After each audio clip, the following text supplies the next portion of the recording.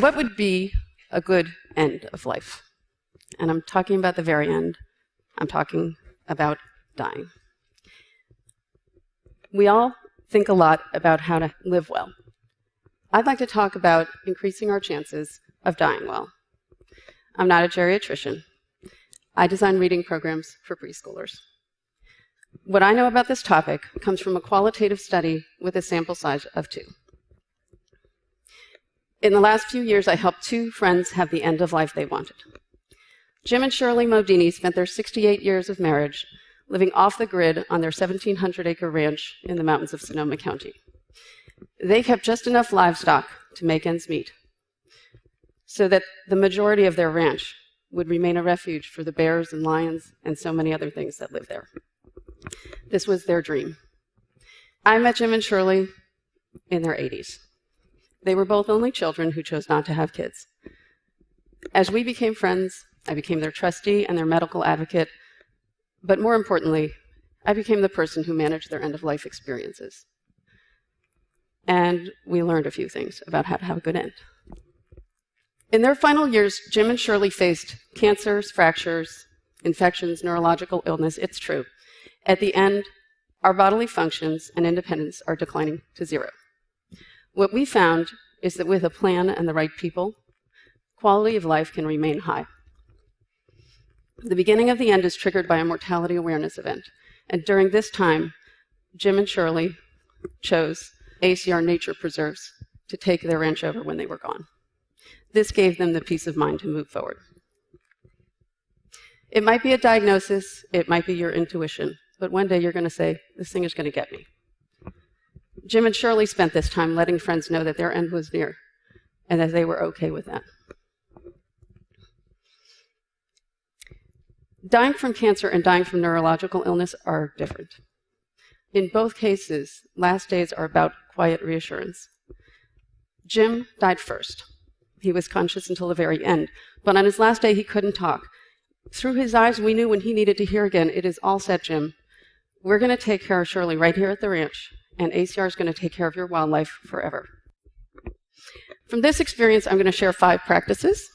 I've put worksheets online, so if you like, you can plan your own end. It starts with a plan. Most people say, I'd like to die at home.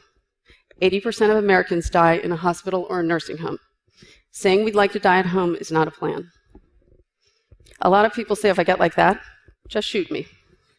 This is not a plan either. This is illegal.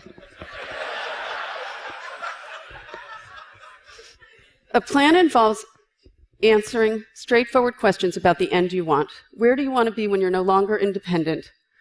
What do you want in terms of medical intervention? And who's going to make sure your plan is followed? You will need advocates. Having more than one increases your chance of getting the end you want. Don't assume the natural choice is your spouse or child. You want someone who has the time and proximity to do this job well, and you want someone who can work with people under the pressure of an ever-changing situation.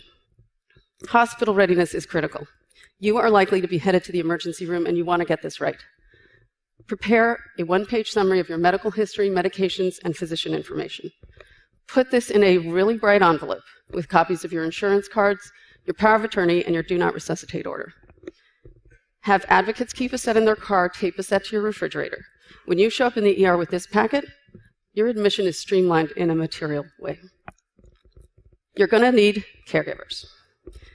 You'll need to assess your personality and financial situation to determine whether an elder care community or staying at home is your best choice.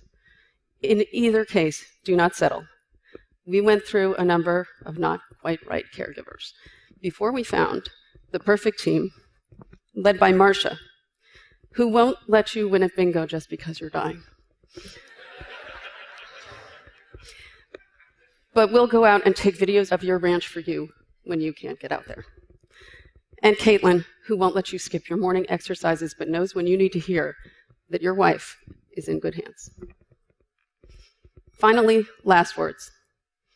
What do you want to hear at the very end, and from whom would you like to hear it? In my experience, you'll want to hear that whatever you're worried about is going to be fine. When you believe it's okay to let go, you will. So, this is a topic that normally inspires fear and denial. What I've learned is if we put some time into planning our end of life, we have the best chance of maintaining our quality of life. Here are Jim and Shirley just after deciding who would take care of their ranch. Here's Jim just a few weeks before he died, celebrating a birthday he didn't expect to see. And here's Shirley, just a few days before she died, being read an article in that day's paper about the significance of the wildlife refuge at the Modini Ranch. Jim and Shirley had a good end of life, and by sharing their story with you, I hope to increase our chances of doing the same. Thank you.